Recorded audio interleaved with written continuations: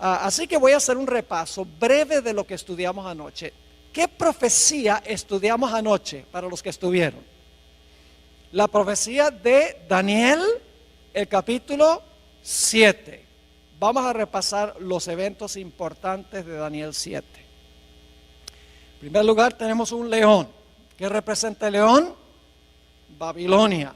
Es decir, la cadena profética comienza con el reino que existe en los días de Daniel. Comienza con Babilonia.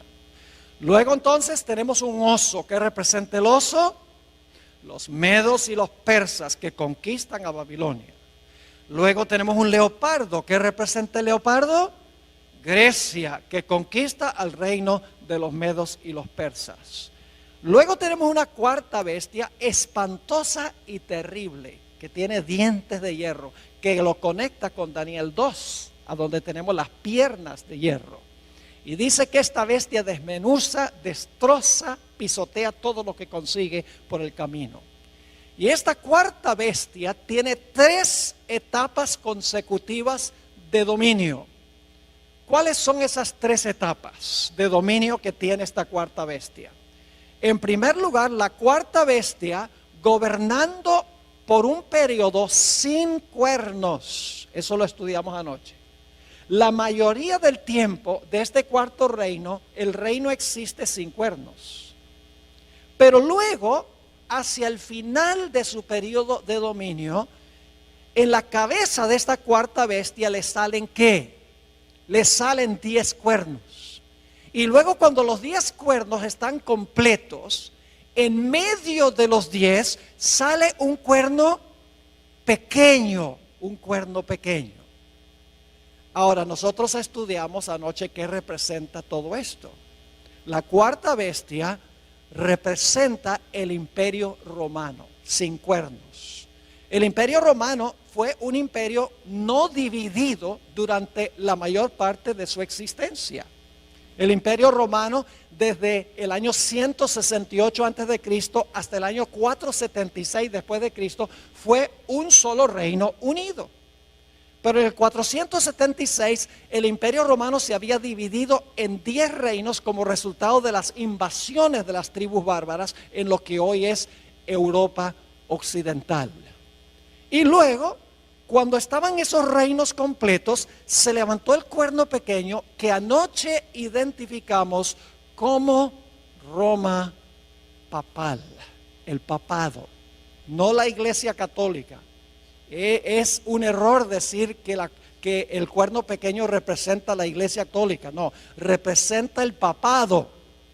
El papado es un sistema que une la iglesia con el Estado. Eso es lo que significa la palabra papado, y eso lo vamos a ampliar más en nuestros estudios a través del día de hoy. Es decir, el cuerno pequeño gobierna 1260 años después que se levanta. Significa que el cuerno pequeño, el papado, gobernó desde el año 538 después de Cristo hasta el año 1798, cuando recibió una herida de muerte y quedó decomisada esta bestia. El papado quedó decomisado por un periodo de tiempo. Es decir, Daniel 7 nos ha llevado en la cadena profética a través de Babilonia, Medo-Persia, Grecia, el imperio romano dividido y el dominio papal hasta 1798. Es lo que se conoce como el método histórico de estudiar las profecías. No tenemos que adivinar, porque sabemos a dónde comienza la profecía. La profecía comienza con Babilonia en los días de Daniel. Sabemos dónde termina finalmente la profecía, aunque no incluimos eso anoche. Termina cuando Cristo toma el reino en Daniel 7. Y entonces podemos seguir la trayectoria desde su comienzo. Todos los reinos que se levantan en secuencia, podemos seguir la trayectoria hasta que la profecía alcanza su clímax. Sabemos a dónde estamos en cada etapa de la historia o de la cadena profética. Es un método matemático, un método sistemático, un método contextual de estudiar las profecías. Ahora, esta mañana queremos estudiar otra profecía paralela a la profecía de Daniel 7. Me refiero a Apocalipsis 13 y los versículos 1 al 10. Apocalipsis 13 y el versículo 1 al 10. Ahora vamos a leer los versículos 1 y 2 e inmediatamente vamos a ver la conexión con Daniel 7. Es decir, al leer estos dos versículos no nos va a caber duda alguna que hay una conexión entre Apocalipsis 13 y Daniel 7. Vamos a leer los versículos 1 y 2. Dice aquí Juan: me paré sobre la arena del mar y vi subir del mar una bestia que tenía 7 cabezas y 10 cuernos, y en sus cuernos 10 diademas, y sobre sus cabezas un nombre blasfemo. Y la bestia que vi era semejante a un leopardo, y sus pies como de oso, y su boca como boca de león, y el dragón le dio su poder y su trono y grande autoridad. ¿Cuántas bestias se mencionan aquí en el versículo 2? 4. ¿Se dieron cuenta o no? ¿Hay un león, sí o no? Sí. ¿Hay un oso? ¿Cómo no? ¿Hay un leopardo? ¿Hay una bestia espantosa y terrible? ¿Qué se le llama? ¿El qué? El dragón. ¿Cuántos cuernos tenía este dragón de Apocalipsis 13? Hay que regresar al capítulo 12, a donde habla de un dragón que trata de matar a un bebé y dice que ese dragón tiene 10 cuernos. Es decir, este dragón tiene 10 cuernos como el dragón de Daniel el capítulo 7. Pero hay algo interesante en Apocalipsis 13:2, y es que mientras que en Daniel las bestias tienen cierto orden: león, oso, leopardo y dragón, en Apocalipsis el capítulo 13 las bestias se presentan en orden inverso: dragón, leopardo, oso y león. Y uno se pregunta, ¿por qué en Daniel empieza con el león y termina con el dragón, mientras que en Apocalipsis el capítulo 13 comienza con el dragón y termina con el león? La razón es muy sencilla. Daniel está viviendo en el periodo del león y está mirando hacia adelante, mientras que Juan está viviendo en el periodo del dragón, el imperio romano, y está mirando hacia atrás. Esto demuestra claramente la trayectoria profética.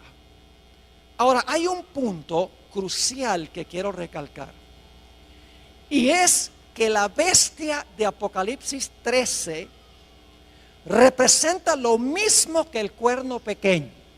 Esa es una premisa básica. El cuerno pequeño y la bestia representan el mismo poder. Y ustedes dirán, pastor, ¿cómo sabe usted que el cuerno pequeño y la bestia representan el mismo poder? Hay 3 razones por las cuales sabemos que el cuerno pequeño y la bestia representan el mismo poder histórico. La primera razón es que el cuerno pequeño y la bestia están en el mismo punto de la secuencia. En Daniel 7 tenemos león, oso, leopardo, dragón, 10 cuernos, cuerno pequeño. Mientras que en Apocalipsis el capítulo 13 tenemos también león, oso, leopardo, dragón, 10 cuernos, bestia. Es decir, la bestia se encuentra en la misma secuencia, en el mismo lugar en la secuencia que el cuerno pequeño. Así que como se encuentra en el mismo lugar en la secuencia o en la cadena profética, sabemos que el cuerno pequeño y la bestia representan el mismo poder. Es decir, en primer lugar sabemos que la bestia y el cuerno pequeño son el mismo poder porque están en el mismo lugar en la cadena profética. Hay una segunda razón.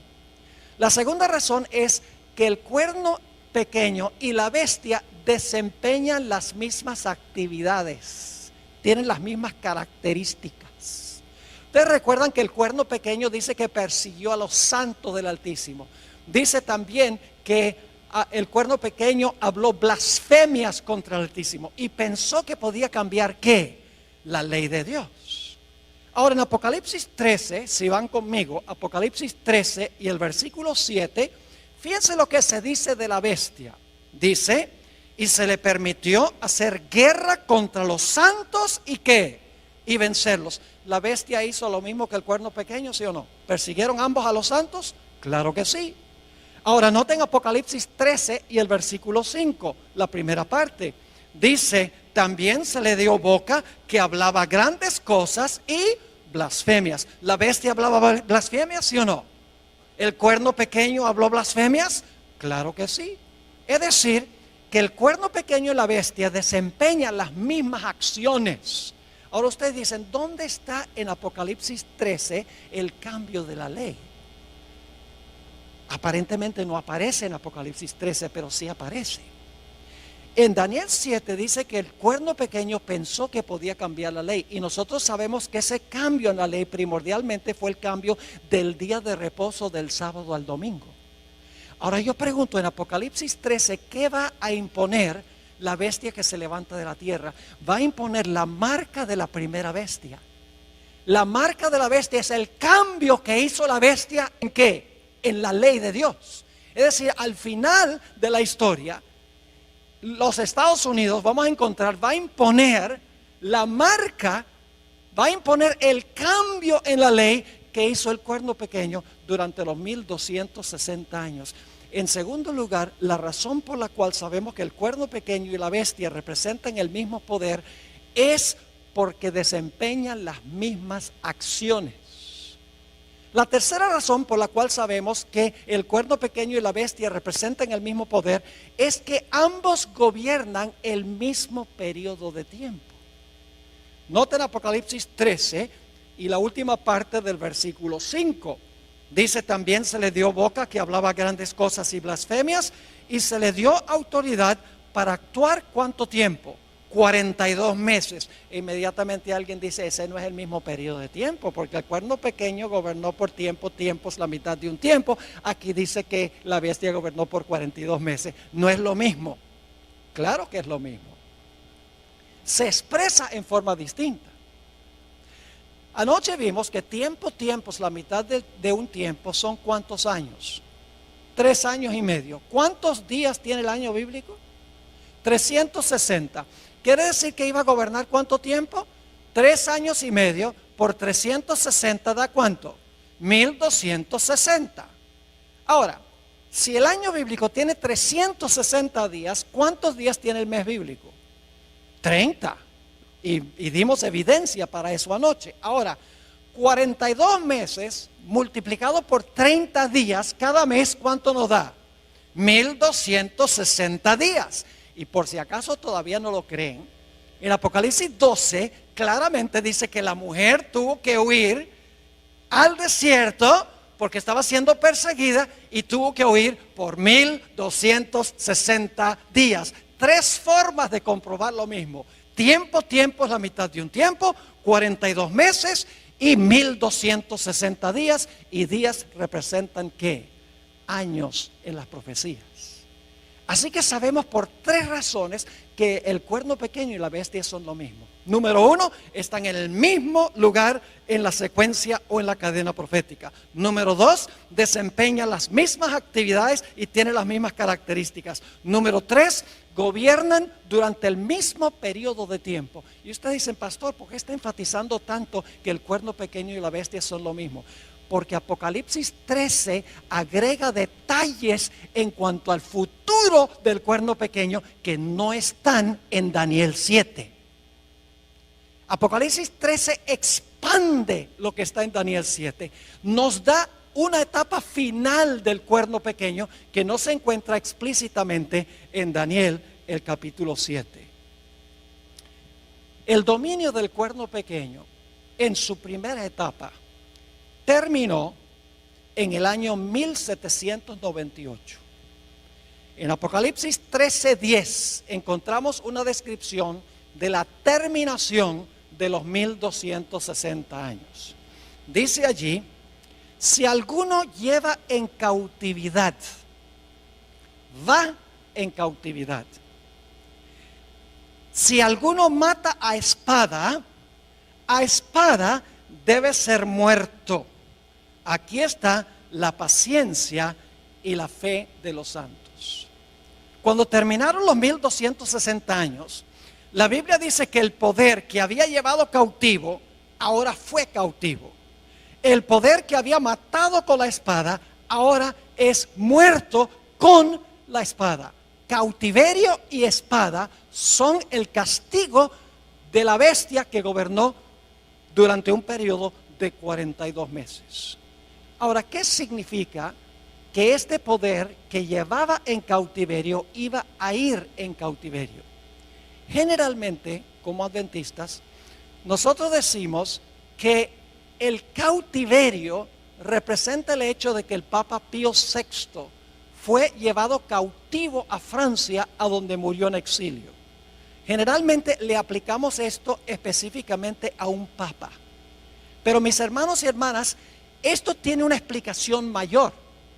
No es meramente un papa el que va a cautiverio en 1798. Es la bestia. Todo el sistema va en cautiverio en 1798.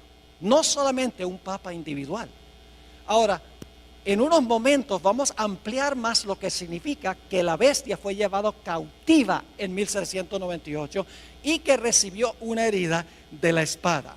Hablemos en primer lugar de la espada. ¿Qué representa la espada que la bestia usaba para matar y que le dio la herida mortal a la bestia? Si yo les preguntara qué representa la espada, probablemente muchos dirían, bueno, la espada representa la Biblia, la palabra de Dios. Y en verdad en la Biblia, la espada representa la palabra de Dios. No podemos negar eso. Porque el apóstol Pablo dice en Efesios 6:17 que tomad el yelmo de la salvación y la espada del Espíritu, que es la palabra de Dios. Es decir, en la Biblia la espada puede representar la palabra de Dios, pero aquí en este pasaje no representa la espada la palabra de Dios. La espada que hirió a la bestia no es la Biblia, no es la palabra de Dios. Y usted dice, pero pastor, si claramente Pablo dice que la espada del Espíritu es la palabra de Dios. Escuchen bien, hermanos y hermanas, en la Biblia los símbolos no siempre significan lo mismo. Por ejemplo, si yo les preguntara qué representa un león, ¿qué me dirían? ¿Un león puede representar a Jesús? El león de la tribu de Judá. ¿Puede representar a Satanás? Anda cual león rugiente buscando a quien devorar. ¿Puede representar a Babilonia? ¿Puede representar a Judá, hijo de Jacob? Nada más porque encuentra la palabra león, no significa que la palabra león representa lo mismo a través de toda la Biblia. Si yo les preguntara qué representa levadura, ¿qué me dirían? La gente dice pecado, pero no solamente representa el pecado, porque en la parábola que dio Jesús de la levadura, donde se coloca la levadura en la masa y la masa crece, la lección de Jesús es que cuando el Espíritu Santo está en la iglesia crece. Es decir, levadura allí no significa pecado. No podemos creer que cuando se coloca el pecado en la iglesia crece. No, cuando se coloca el Espíritu Santo, la iglesia crece. Otro ejemplo, la expresión hijos de Dios. Algunas personas dicen, en el libro de Job dice que vinieron a presentarse los hijos de Dios delante de Jehová, entre los cuales vino Satán. Claramente son ángeles. Así que dicen, en Génesis 6, cuando dice que los hijos de Dios vieron que las hijas de los hombres eran hermosas, entonces esos fueron ángeles que cohabitaron con mujeres humanas. ¿Han oído esa interpretación? Y luego produjeron un híbrido que era parte ángel y parte ángel caído y parte humano. Pero lo que están haciendo es cometiendo el error de decir que la expresión hijo de Dios significa lo mismo en todos los contextos. Yo pregunto, la expresión hijo de Dios puede significar otra cosa en otros contextos. Nosotros somos hijos de Dios. Mirad cuál amor nos ha dado el Padre, que seamos llamados hijos de Dios. Entonces todos somos angelitos. No, la expresión hijos de Dios varía de acuerdo al contexto en el cual se encuentra. Así que cuando aquí dice que la espada hirió a la bestia, nada más porque Pablo dice que la espada del Espíritu es la palabra de Dios, no significa que aquí la espada representa la Biblia o la palabra de Dios. Aquí la espada no puede representar la palabra de Dios. Y usted dice, ¿por qué no? Escuchen bien. Dice que la bestia usaba la espada para matar. Yo pregunto, ¿el papado usaba la Biblia para matar a la gente? ¿El papado usaba la Biblia para matar a la gente? No. Así que podemos saber que esta espada que hirió a la bestia no puede ser la Biblia, porque dice que la espada que la bestia usaba para herir es la misma espada que le iba a dar la herida mortal. Entonces, claro, la clave es ¿qué representa entonces en Apocalipsis 13 la espada? La Biblia le da otra explicación a la espada. Romanos 13 y el versículo 1 al 4 habla de otra interpretación de lo que es la espada. Y esta interpretación se aplica a Apocalipsis 13. Dice allí en Romanos 13, 1 al 4, sométase toda persona a las autoridades superiores. ¿Quiénes son las autoridades superiores? El gobierno, muy bien, el poder civil. Porque no hay autoridad sino de parte de Dios. Y las que hay por Dios han sido establecidas. De modo que quien se opone a la autoridad, es decir, al poder civil, a lo establecido por Dios resiste. Y los que resisten acarrean condenación para sí mismos.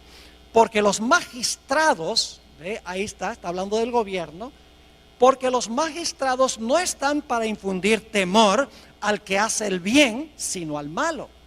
¿Quieres pues no temer la autoridad? ¿Quieres no tenerle miedo al gobierno, al poder civil? Haz lo bueno y tendrás alabanza de ella. Y ahora viene el versículo clave. Porque es servidor de Dios para tu bien. Pero si haces lo malo, teme, porque no en vano que lleva la espada, pues es servidor de Dios, vengador para castigar al que hace lo malo. ¿Quién tiene la espada? El poder civil tiene la espada. ¿Y cómo usa el poder civil la espada? Yo pregunto, si una persona le roba a otra persona, ¿el poder civil usa la espada para encarcelar a esa persona?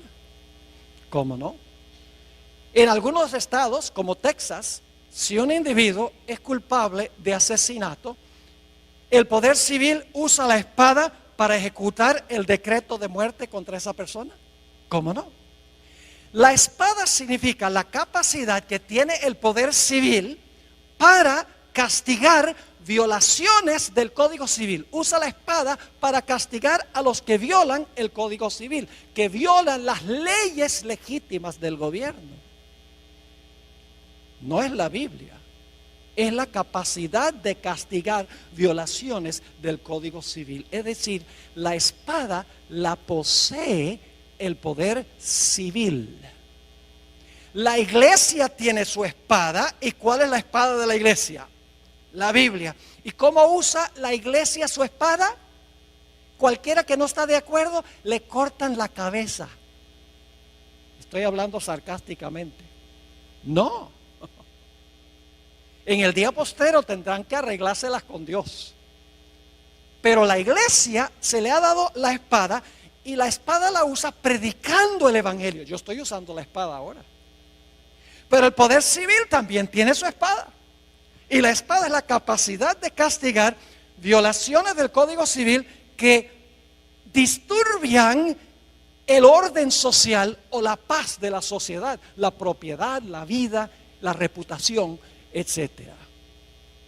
Así que en 1798 lo que sucedió fue que el poder civil de Francia, que antes le daba la espada a la iglesia, ahora le quitó de la mano la espada y con esa espada se le volcó en contra y le dio una herida mortal al papado. Es decir, la herida mortal es cuando se levantó el poder civil en contra del papado, porque antes el papado había usado el poder civil para castigar violaciones de la iglesia. Cualquiera que no estaba de acuerdo con lo que enseñaba la iglesia decía al poder civil: mira, toma tu espada y castiga a esa persona, échalo a la cárcel, o incinéralo, o ponlo en la cárcel, o tortúralo. eso es lo que hacía la iglesia, usaba la espada del poder civil para castigar violaciones religiosas. Pero en 1798 Francia le quitó la espada a la iglesia católica, a la iglesia romana, le dijo: ya no vas a usar más la espada para perseguir. Y la espada se le volcó en contra de el papado en 1798. También dice la profecía que el que llevaba en cautiverio iba a ir en cautiverio. El papado llevaba en cautiverio a toda la gente. Pero dice que este sistema iba a ir como, iba a ir cautivo. Ahora, ¿qué significa que iba a ir cautivo este sistema? Necesitamos regresar al tiempo cuando las tribus bárbaras estaban invadiendo al Imperio Romano. Cuando estas naciones bárbaras vinieron del norte del imperio y empezaron a parcelarse lo que hoy es el Imperio Romano, lo que había sido el imperio occidental, el imperio que quedaba en Europa, las naciones donde está en Europa hoy, esa región se convirtió en un caos. No había emperador, no había quien pusiera ley, quien pusiera orden. Y por lo tanto, las tribus bárbaras le pidieron al obispo de Roma, que su religión se había proliferado por todo el imperio para ese tiempo, le dijeron: ¿por qué no pones tú la ley y el orden aquí en el imperio? Porque todo está en caos. Y de esa manera el obispo de Roma, que hoy conocemos como Papa, no solamente comenzó a gobernar en cosas religiosas, no solamente era el líder de la iglesia, sino que también se convirtió en el líder civil. Ahora, antes de que el papado ascendiera al trono temporal, el papado estaba atado, es decir, la bestia estaba atada y no podía desempeñar sus acciones. Pero cuando se quitó la restricción del imperio y el papado pudo subir al trono temporal, el papado ahora quedó libre para perseguir y desempeñar las acciones que dice la profecía. Es decir, lo que significa que este poder estaba atado, significa que los poderes civiles están en función y por lo tanto, estando los poderes civiles en función, el papado no puede dominar en asuntos civiles. El quitar la restricción significa que ahora los poderes civiles le rinden su apoyo al papado para que el papado pueda desempeñar sus funciones. Quiero leerles un par de citas de un cardenal de la Iglesia Católica, Enrique Eduardo Manning, a donde él explica lo que acabo de describir.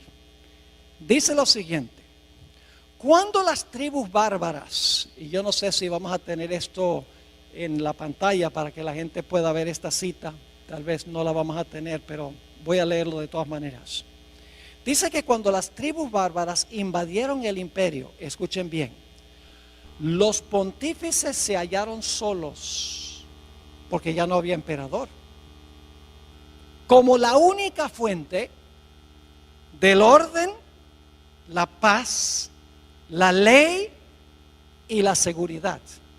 Es decir, cuando los bárbaros invadieron, ahora como no había emperador, no había ley ni orden, dice que el único que podía mantener un poco el orden eran los obispos, es decir, el obispo de Roma, los que llamamos papas hoy, los pontífices.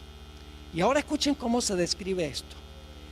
Y desde la hora de esta liberación providencial, ¿qué necesita usted hacer para liberar a alguna persona? La persona tiene que estar ¿qué?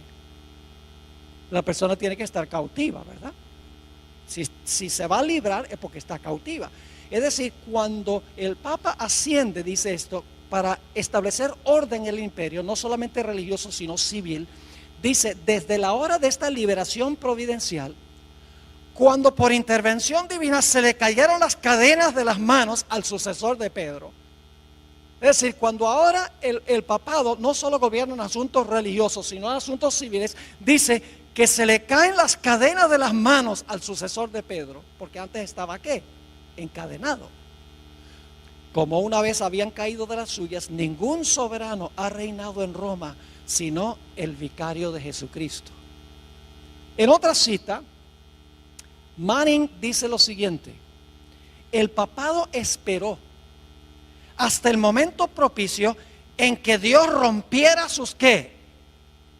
¿En qué condición estaba el papado antes de ascender al poder civil, de usar el poder civil? ¿Estaba qué? Atado. Dicho sea de paso, aquí tenemos que entender 2 Tesalonicenses 2, donde dice que había uno que detenía para que no se manifestara el hombre de pecado. ¿Lo han leído? ¿Qué era lo que detenía al papado para que no pudiera manifestarse? El poder civil de Roma. Mientras el poder civil de Roma estaba, el hombre de pecado estaba ¿qué? Atado. Cuando es quitado del medio el poder civil y ahora el papado gobierna, ahora es ¿qué? Librado. ¿Están entendiendo o no? Ahora dice, el papado esperó hasta el momento propicio en que Dios rompiera sus ataduras y lo librara de la sujeción a los poderes civiles. ¿De qué es la liberación del papado? Son librados de sujetarse ¿a qué? A los poderes civiles, colocándolo así sobre el trono como dueño de su propia soberanía temporal. En 1798 lo que sucedió fue que la espada del poder civil de Francia, donde antes Francia usaba la espada para defender a la iglesia, el gobierno francés dijo, le quitó la espada y dijo, ya no te vamos a prestar la espada. La espada se levantó en contra del papado, le dio la herida mortal. Y en vez del papado ahora estar libre de ejercer dominio temporal, ahora el gobierno francés y nación tras nación en Europa le pone restricciones, no dejan que la iglesia use el poder civil y por lo tanto se le ponen otra vez las esposas a este sistema y queda encarcelado. Yo pregunto, ¿qué tendría que suceder para que este poder recupere su libertad y se sane de su herida? ¿Qué tendría que pasar? Tendría que recuperar el apoyo de la espada ¿qué? Del poder civil. Y tendría que permitir las naciones del mundo que este poder los use de nuevo, y entonces el papado ya no estaría restringido, sino que estaría ¿qué? Libre. Eso fue lo que sucedió en 1798. La iglesia quedó atada en el sentido de que ya no podía usar los poderes civiles. Recibió la herida mortal de la espada porque la espada ya no se prestó para ser usada por la iglesia para perseguir a aquellos que no concordaban con ella. Pero la profecía de Apocalipsis 13 nos dice que habrá otra etapa del cuerno pequeño o de la bestia. Apocalipsis 13 y el versículo 3 nos dice, después vi otra bestia, antes de eso, 13:3, vi una de sus cabezas como herida de muerte, y ahora escuchen lo que sucede, pero su herida mortal fue sanada, y se maravilló toda la tierra en pos de la bestia. Yo pregunto, ¿este poder va a recuperar su dominio? Sí. Recibió una herida mortal en 1798. Fue a cautiverio. Los poderes civiles ya no podían ser usados por este sistema. Pero la Biblia nos dice que este poder que recibió una herida de muerte, su herida mortal será sanada. Y toda la tierra se maravillará en pos de este sistema. Y claro, surge la pregunta, ¿cómo puede suceder esto? ¿Qué nación en su sano juicio le devolvería la espada y la libertad a este sistema tan despótico? Ahora llegamos a un punto, hermanos y hermanas, que parece casi increíble lo que vamos a estudiar en los próximos minutos. En Apocalipsis 13:11, inmediatamente después de hablar de la herida mortal y el cautiverio de la bestia, habla de una segunda bestia que se levanta de la tierra. Vamos a leer Apocalipsis 13:11. Después vi otra bestia que subía de la tierra Y tenía 2 cuernos semejantes a los de un cordero, pero hablaba como un dragón. Ahora, ¿qué representa esta segunda bestia de Apocalipsis 13? Les voy a dar las características rapidito. En primer lugar, tiene que levantarse alrededor del año 1798. Porque dice que después de ver a la primera bestia, vio levantarse a esta segunda bestia. Es decir, este poder tiene que levantarse alrededor del año 1798, cuando la primera bestia recibe su herida mortal. En segundo lugar, esta bestia que se levanta de la tierra tiene que levantarse en un lugar distinto que las primeras bestias. Las primeras 4 bestias se levantaron en Asia y en Europa. Los primeros 2 poderes son asiáticos. Los 2 siguientes poderes son europeos. Pero esta bestia no se levanta del mar a donde se levantaron las primeras bestias. Se levanta de la tierra. Tiene que levantarse en otro sitio distinto. Este poder tiene que ser una superpotencia mundial políticamente, porque va a mandar a todo el mundo a adorar a la primera bestia. Tiene que ser una potencia económica, porque va a poder prohibir comprar y vender a nivel global. Tiene que ser una superpotencia militar, porque va a imponer el decreto de muerte contra aquellos que no adoren a la primera bestia y reciban su marca. También sabemos que esta segunda bestia es más joven que la primera bestia. La primera bestia tuvo una larga trayectoria, 1260 años, recibió su herida mortal y luego se levanta, está retoñando después de 1798, esta bestia que se levanta de la tierra. La segunda bestia es más joven que la primera bestia, pero es contemporánea con la primera bestia. Ahora, lo más insólito e increíble, mis hermanos y hermanas, es que esta segunda bestia que se levanta de la tierra va a ayudar a la primera bestia a recuperar el poder que perdió, a recuperar su libertad y su espada. Ustedes dicen, ¿cómo sería posible eso?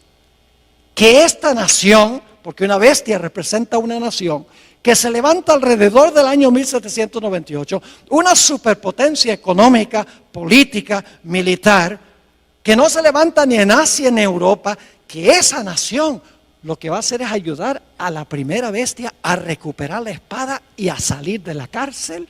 ¿Cómo es posible tal cosa? Es lo que la profecía dice. Ahora escuchen, las bestias de Daniel 7, cada una pelea con la bestia anterior para quitarle el poder. El oso acaba con el león. El leopardo acaba con el oso. Y la bestia espantosa y terrible acaba con el leopardo. Pero la función de esta bestia que se levanta de la tierra no es pelear contra la bestia anterior, sino ayudarle a recuperar su poder. Y usted dice, ¿cómo sabe eso? Hermanos y hermanas, porque la profecía dice que todo lo que hace esta segunda bestia es para complacer a la primera. No para pelear con la primera, sino para complacerla. Vamos a notar los detalles. Apocalipsis 13, 12. Apocalipsis 13, 12. Hablando de esta segunda bestia, dice, y ejerce toda la autoridad ¿de quién? De la primera bestia. ¿Por autoridad de quién gobierna la segunda bestia? De la primera. Dice, ejerce toda la autoridad de la primera bestia y luego dice, en presencia de ella. Esa expresión, según algunas versiones, significa a favor de ella. Es decir, esta bestia que se levanta de la tierra, en primer lugar, ejerce la autoridad de la primera bestia. Todo lo que hace es con el fin de favorecer a la primera bestia. Y luego sigue diciendo, y hace que la tierra y los moradores de ella adoren a la primera bestia. Fíjese, ejerce la autoridad de la primera bestia. Lo que hace, lo hace en presencia de la primera bestia. Además de eso, manda a todos a adorar a la primera bestia. ¿Y sabe qué más hace? Una imagen de la primera bestia. Impone la marca de la primera bestia. ¿Cuál es la función de esta segunda bestia? Todo lo que hace es para ayudar a la primera bestia a recuperar el poder que perdió cuando recibió la herida mortal. Yo pregunto, ¿cuál nación sería esta? Una nación que no es asiática ni europea, una nación que es una superpotencia económica, militar y política, una nación que se levantó alrededor del año 1798 en otro lugar distinto. ¿Cuál es la única nación que puede estar representada aquí?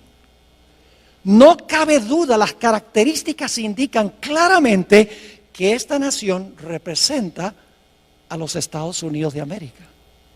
Dice, pastor, esto es ridículo.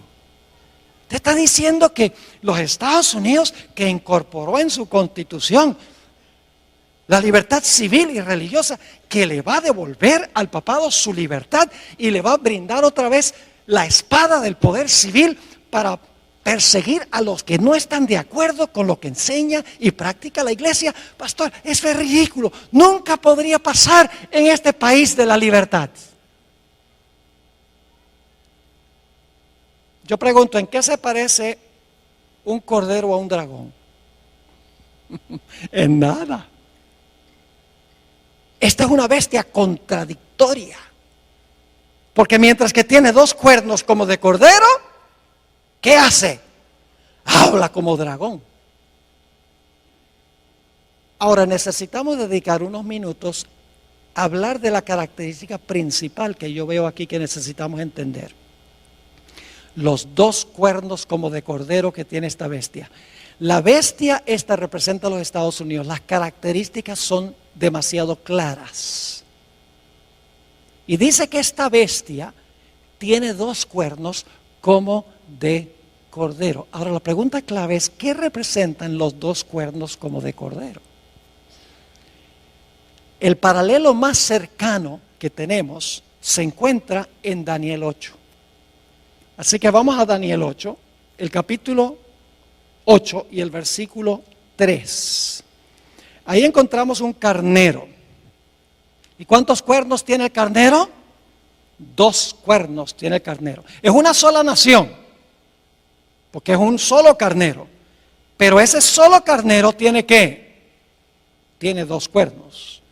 Dice allí, en Daniel 8:3, alcé los ojos y miré. Y he aquí un carnero, una sola bestia, que estaba delante del río y tenía dos cuernos. Y aunque los cuernos eran altos, uno era más alto que el otro y el más alto creció después. Así que quiero que se imaginen un carnero, que es un cordero macho. El carnero tiene dos cuernos, una nación con dos cuernos. Ahora la pregunta clave es, ¿qué representan los dos cuernos? Los dos cuernos representan dos reinos en esa misma nación. Noten el versículo 20. El versículo 20 tiene la explicación. Dice, en cuanto al carnero que viste, que tenía dos cuernos, estos son los reyes ¿de qué? De Media y de Persia. Era una nación que se componía de dos reinos. Entonces yo pregunto, ¿qué representan los dos cuernos como de cordero? Tiene que ser una sola nación porque es una sola bestia.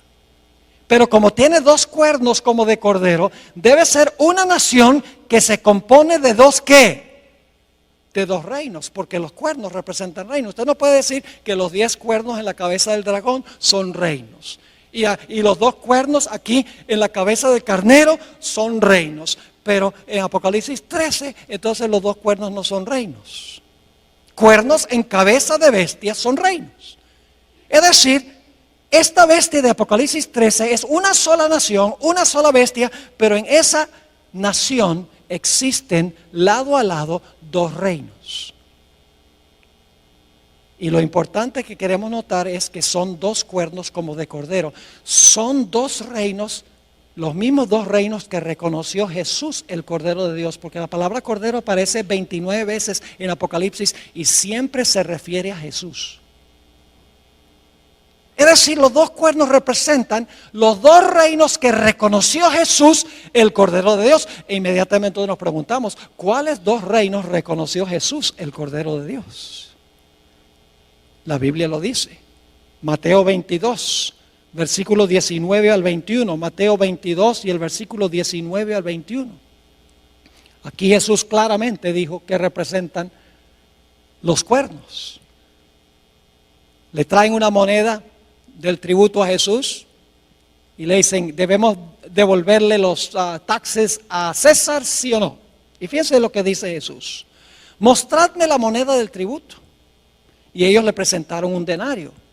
Entonces le dijo, ¿de quién es esta imagen y la inscripción? Es decir, la cara de quién y el nombre de quién está en esta moneda.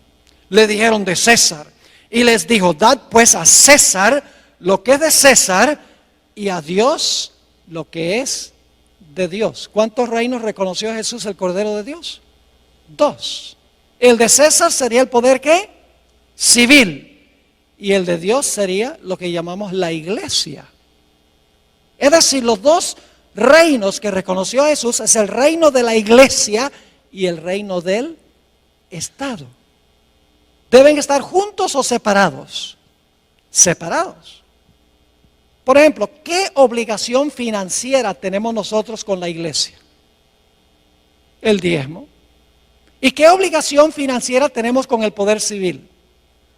Los impuestos. Yo pregunto, ¿sería apropiado que la iglesia le dijera al poder civil, mira, danos un porcentaje de los taxes? No. ¿Sería lícito que el poder civil le dijera a la iglesia, tienen que devolverme un 20% del diezmo? No.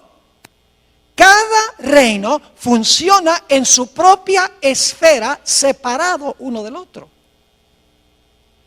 Es una sola nación, los Estados Unidos, pero en esa sola nación existen 2 reinos, la iglesia y el poder civil. ¿Y saben algo? Yo vivo en los Estados Unidos y soy ciudadano de 2 reinos. Yo soy ciudadano de los Estados Unidos porque nací en Wisconsin. Y soy ciudadano de la iglesia también porque me bautizó y soy miembro de la Iglesia Adventista del Séptimo Día. En una misma nación pertenezco a 2 reinos, la iglesia y también el Estado. ¿Están entendiendo lo que significan los 2 cuernos? Representa el hecho de que en una sola nación, los Estados Unidos, va a existir la idea de 2 reinos separados uno del otro. El gobierno, el poder civil, y la iglesia, el poder religioso. Y escuchen bien, el Señor Jesucristo rehusó la idea de que la iglesia usara el poder civil, la espada del poder civil, para defender su reino. Desde un comienzo de su ministerio, el diablo le ofreció a Jesús todos los reinos del mundo. ¿Y qué dijo Jesús? Apártate de mí, Satanás. Yo no vine a tomar las riendas del poder civil, yo vine a establecer mi iglesia. Jesús reconoció la existencia de 2 reinos. Noten Juan 18:36. Aquí Jesús está en una entrevista personal con Pilato y Pilato le pregunta, bueno, ¿eres tú un rey, Jesús? Y fíjense lo que dijo Jesús. Mi reino no es de este mundo. ¿Cuántos reinos reconoció Jesús? 2. El de él y ¿cuál? El del mundo. Mi reino no es de este mundo. Si mi reino fuera de este mundo, mis servidores pelearían, usaría la espada, en otras palabras, para que yo no fuera entregado a los judíos, pero mi reino no es de aquí. Pero ¿saben lo que querían los judíos? Los judíos constantemente querían que Jesús se apropiara del poder civil, del poder del gobierno, que usara la espada para imponer su religión. Jesús dijo, yo no vine a eso. Yo vine a establecer un reino, mi iglesia. La hermana White dice que Jesús se mantuvo separado de la administración del gobierno civil de Roma. Nunca vemos a Jesús apelando a Roma para defender su reino. Jamás. Sus propios discípulos manifestaron que ellos querían usar la fuerza del poder civil para castigar al que no estaba de acuerdo con el reino de Jesús. Santiago y Juan, los hijos del trueno, cuando Jesús estaba en su último viaje a Jerusalén, Jesús quería pasar por algunas aldeas samaritanas para cortar camino a Jerusalén y pidió permiso y las aldeas dijeron, no puedes pasar por aquí. Santiago y Juan se indignaron. Y le dijeron a Jesús, ¿cómo se les ocurre a esas aldeas decirle no a nuestro Mesías? ¿Quieres que llamemos fuego del cielo y quememos esas ciudades? Querían usar la fuerza para imponer su religión. Cuando Jesús alimentó a los 5,000, Judas, el cabecilla, revolvió a la muchedumbre para que tomaran a Cristo y lo hicieran rey. La Biblia dice que Jesús se fue, no había venido para ser rey. Y cuando Jesús estaba en Getsemaní y vinieron a arrestar a Jesús, el apóstol Pedro saca la espada y le tira un zarpazo al siervo del sumo sacerdote y le cortó la oreja. Y créame, no le estaba tratando de cortar la oreja, le quería cortar la cabeza, pero le falló la puntería, porque era pescador y no soldado. ¿Y qué le dijo Jesús? Bien hecho, Pedro. Y le dijo a los otros discípulos, tomen ustedes también la espada, defiendan mi reino. No. Jesús dijo algo muy parecido a lo que leímos en Apocalipsis. Dijo, guarda tu espada en su lugar, porque el que mata la espada, a espada será muerto. Apocalipsis 13:10 está en los evangelios. El Señor Jesucristo no vino a este mundo para establecer su reino usando la espada del poder civil. Pero yo pregunto, después de algunos siglos, ¿qué hizo la iglesia? La iglesia se tornó apóstata porque ascendió al trono, fue librado de los poderes civiles y ascendió ahora para gobernar, salió de la cárcel, fue librado y ahora gobierna en asuntos civiles y usa la espada del poder civil para imponer su religión. Eso pasó en los días de Constantino. En adelante la iglesia se tornó apóstata. Y el reino que Jesús había rechazado, ahora el obispo de Roma dijo, yo lo acepto. ¿Están entendiendo lo que significa la liberación de este sistema? Lo que significa el tomar la espada. Mis hermanos y hermanas, lo que sucedió en 1798 fue que el poder civil le quitó el apoyo de la espada al papado. Dijo, ya no nos vas a usar más. Y como ya no lo podía usar más, este poder quedó cautivo, quedó amarrado. El mismo libro de Apocalipsis explica qué significa estar atado o estar librado. Permítame mencionar brevemente eso y luego terminamos. Yo pregunto, ¿el diablo hoy en día está suelto causando desastres? ¿Por qué puede Satanás hoy en día causar tantos desastres? Porque él tiene gente que lo apoya, ¿sí o no? Mientras tiene sus gentes, primordialmente los reyes de la tierra, está libre. Pero ¿qué sucede en la segunda venida de Jesús? Todos los que lo apoyan, ¿qué? Van a quedar muertos. Y como resultado, ¿qué va a pasar con Satanás? Dice que desciende un ángel del cielo con una gran cadena en su mano y lo amarra y lo echa en la prisión. Cuando Satanás no tiene quien lo apoye, está atado. Pero yo pregunto, ¿después del milenio va a ser desatado? ¿Qué significa el hecho de que va a ser desatado? Significa que ahora todos los impíos van a ¿qué? A resucitar. Ahora tiene quien los apoye. Y por lo tanto dice, será soltado de su prisión. Cuando el papado tenía el apoyo de los poderes civiles, estaba ¿qué? Libre para hacer sus acciones que menciona la Escritura. Pero cuando recibió la herida mortal, cuando perdió el apoyo del poder civil, ¿qué sucedió? Quedó ¿qué? Atado. Pero yo pregunto, ¿va a llegar el momento en que va a ser desatado? Sí, cuando los poderes civiles le brinden otra vez su apoyo. ¿Me están entendiendo lo que estoy diciendo? Segundo de Tesalonicenses 2 es un capítulo supremamente importante para entender esto. Mis hermanos y hermanas, Jesús vino solo para establecer un reino espiritual, la iglesia. Y que la iglesia usara la espada del Espíritu, que es la palabra de Dios. Nunca usar el poder civil. Pero la Biblia dice que este poder, el papado, que imperó por 1260 años, su herida mortal se va a sanar. Y no solo Europa, sino todo el mundo se va a maravillar en pos de este sistema. Y yo les digo, yo fui a Filadelfia cuando vino el Papa y les puedo asegurar que lo vi con mis propios ojos. ¿Cómo esta profecía se puede cumplir esta tarde? Voy a compartir un poco más de detalles con ustedes. Jesús vino a implantar los principios de su reino en el corazón del ser humano. Termino con un versículo, dos versículos. Lucas 17, 20 y 21 nos dice por qué Jesús vino. Dice, preguntado por los fariseos, ¿cuándo había de venir el reino de Dios? Y ellos, claro, creían que era el reino de la fuerza. Le respondió y dijo: el reino de Dios no vendrá con advertencia. La palabra significa no vendrá con una exhibición externa de poder. Ni dirán, helo aquí o helo allí. Porque he aquí, el reino de Dios está en vosotros. Una mejor traducción que entre es: el reino de Dios está en vosotros. Cristo vino a implantar los principios de su reino en el corazón humano. No vino a tomar las riendas del poder civil para imponer por la fuerza su religión. Vamos a repasar para colocar el marco de lo que vamos a hablar esta tarde. Babilonia, Medo-Persia, Grecia, el Imperio Romano dividido. El papado gobierna 1260 años. Recibe una herida mortal en 1798. Por un tiempo el poder está inactivo, pero mientras ese tiempo inactivo existe, se levanta otra nación. Cuando cae la primera en 1798, los Estados Unidos, y después de un periodo de inactividad, el poder que gobernó durante los 1260 años va a recuperar la espada y su libertad.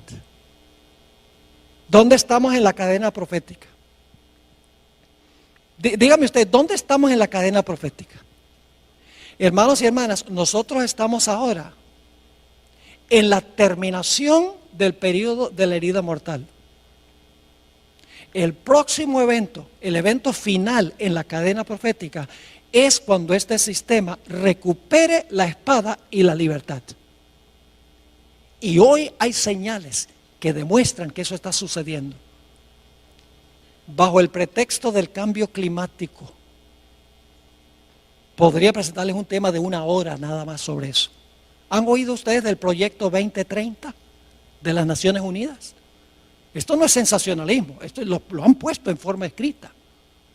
Con el liderazgo del papado, la encíclica Laudato Si, todos los gobernantes del mundo en París, de las naciones del mundo, firmaron un acuerdo para acabar para el año 2030, y hay un montón de especificaciones, para el año 2030, acabar con el problema del cambio climático y acabar totalmente con la pobreza a nivel mundial.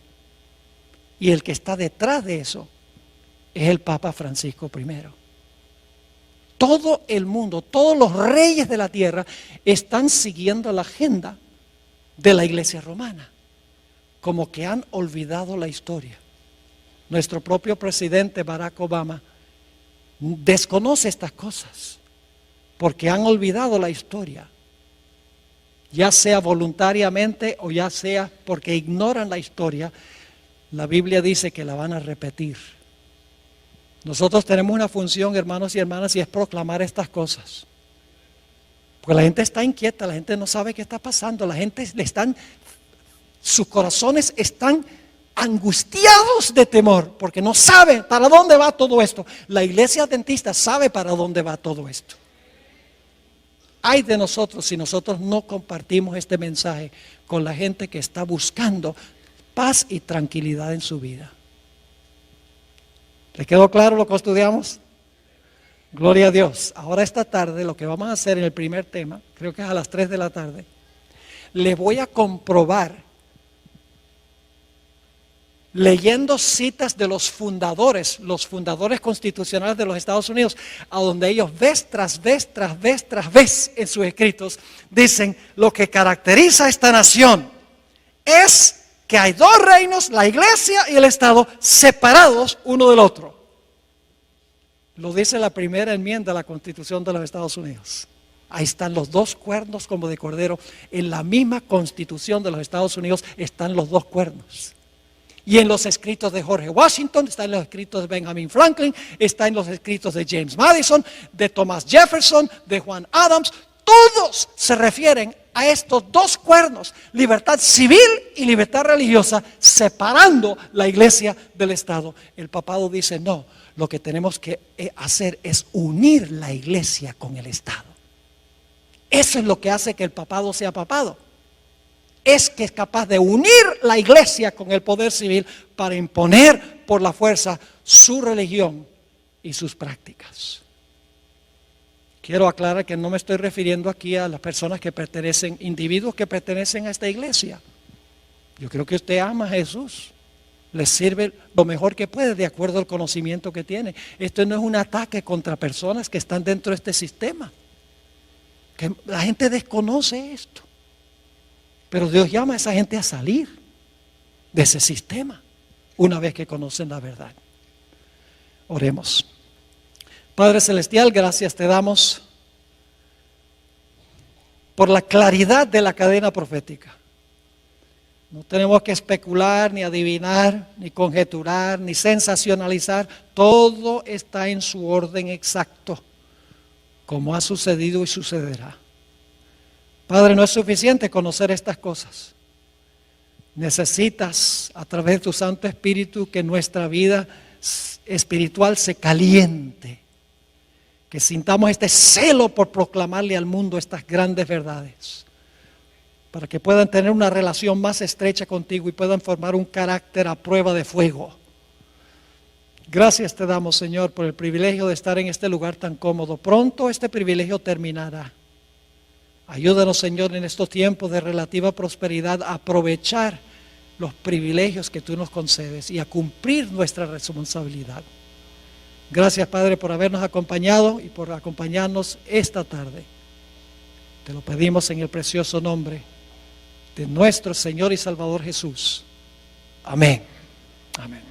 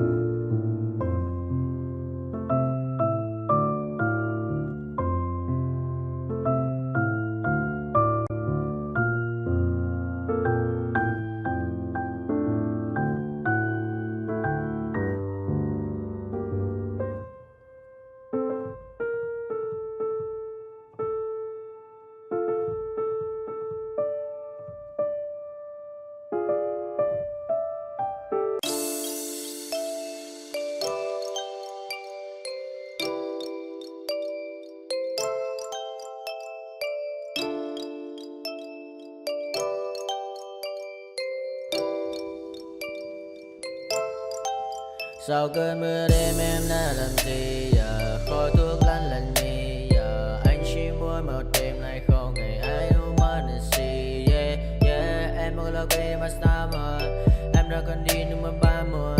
Anh không thể giữ em được bên mình. Và bao nhiêu ngày gió được người ghen tình. Bao nhiêu người mấy em mà quên rồi. Vẫn là con má nằm bên tôi. Giờ chỉ con má nằm mòn trôi. Yeah, anh chẳng thể giữ được cho em nhiều điều. Không còn muốn điều điều em mới có muốn yeah. Em mới có muốn yeah. Em nhớ muốn bên anh như khi em muốn mơ bên anh. Em nhớ muốn say nhà này là mơ mà em cần anh yeah. Mà đang mơ chỉ cần nói sai đến anh này em không ngồi mãi chỉ cần ai mà em mất sau và em muốn đêm nay em đã trôi đã bình qua cảm xúc như cơn mưa kia đang miền tối đã mệt mà đi mà đôi mắt em thật u sầu và đi mà đôi mắt em thật màu nâu và anh muốn ôm em thật chặt yeah. Trong khu phố anh ôm lấy một tay em không thể thắng yeah. Như cơn mưa anh không ngần lại yeah. Em hãy đi xa đi mất yeah.